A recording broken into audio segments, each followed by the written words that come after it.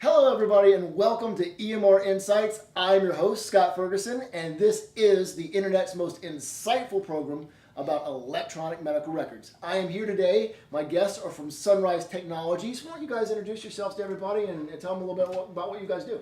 My name is Kevin Lee with Sunrise Technology. We're an IT services company that provides services to the healthcare industry, physicians' offices, community health centers, rural health clinics, medical billing offices, etc.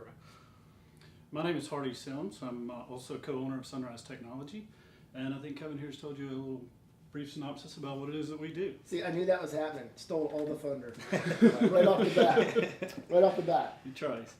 What EMR questions do you guys hear most these days? I mean, obviously a lot going on in the space, and that's why the program exists. You guys are in the trenches every day, dealing with clients. The questions come in. What kind of stuff are you guys hearing from clients? Either the clients that are already on EMR and thinking about, did we make the right decision, or folks that are just starting to get involved? What's the space look like? One of the most prevalent questions I get asked is my patient data safe? Okay. And one of the services we offer is HIPAA security assessments, and where we go in, we consult with the doctors on their electronic security, their physical security, anywhere from their firewall. Is it safe? Is it locked down? Is their server room locked?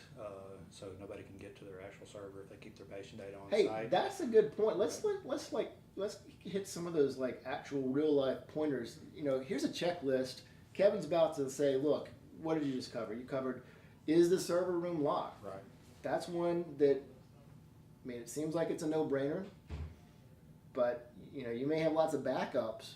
Well, you never know who's going to be coming in and out of that. But you don't want the folks who sweep up at night. You don't want them coming in to look at your cool and groovy server room.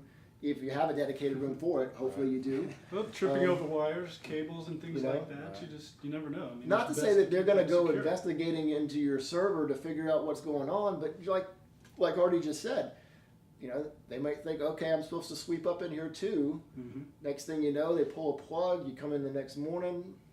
You got Turn a the air situation. conditioning off. You overheat in there. Turn you the never air know. conditioning off and overheat. That can happen. See it done. Kind of a follow-up on that is disaster recovery and emergency preparedness. Okay. You can't have too much of that. And if you're in an interview with a physician, you're talking to them about what they need, and they don't ask that question, then you definitely need to present it, because, I mean, it's one of the most important things there. We do multiple on-site backups as well as off-site backups. Mm-hmm. We do backups not only to tape drives, but also network storage devices, backups to a secure data center across the internet. Mm-hmm. You just can't have too much of that. I mean, you never know when they have to take a tape off site once a week or whatever. You never know what's gonna happen between when they leave and when they get home. That tape could disappear. And that'll happen to be the same weekend that a tornado or something comes Right. through. So Yeah, you just never bad know. luck runs in spurts, right? Sure. Can never be too prepared. Well, tell me, speaking of on-site backups versus off-site, what do you guys like for on-site? You mentioned tape. Tape's pretty legacy, but it's tried and true. Right. I mean, are you guys seeing a lot of tape now? You seeing a lot of network-attached storage devices? What are you seeing? We're going to network-attached storage devices. What do you like about those? Well, we like the capacity versus the price. First of all, Mhm. you can get a 2 terabit NAS right now for $300. So the cost is very. A lot of bang very for the good. buck. And Right. by the way, network-attached storage. Why don't you describe that for folks that maybe are on the periphery and they've heard of in-office backups, but they're not really sure. They just said, what? What does network-attached storage mean? It's basically just a device that's attached to your network that you can just put an IP address on it and back up all your data to this box of hard drives, and you can put RAID on these hard drives so that you've got multiple hard drives with the same information on it.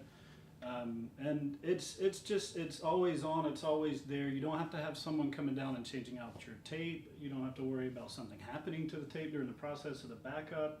And it's redundancy already built into this network storage device. So it's just it's the more redundant you can get, the better.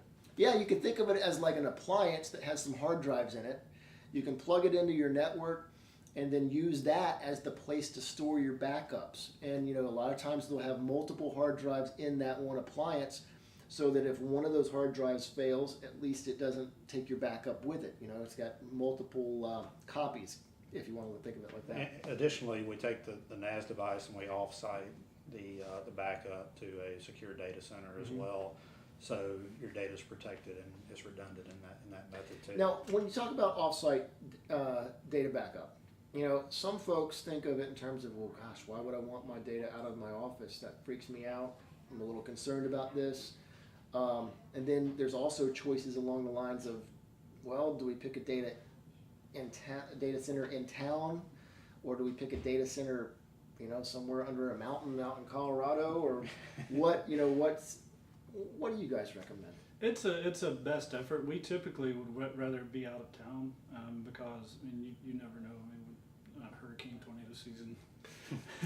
The further away it can be in that scenario, the better. Yeah. And because you can look at pretty much any area of the country and they've got some natural disaster waiting to happen. California's got earthquakes and fires. We're tornado and hurricane alley. Midwest, definitely tornadoes. The most important thing to understand is that these backups are encrypted, the connection is secure, so the patient data is never compromised during the transfer from the practice to the data center. Even though it's spooling off of your server across the internet to get to the data center, it's encrypted before it leaves, which means that the transmission is protected. Correct.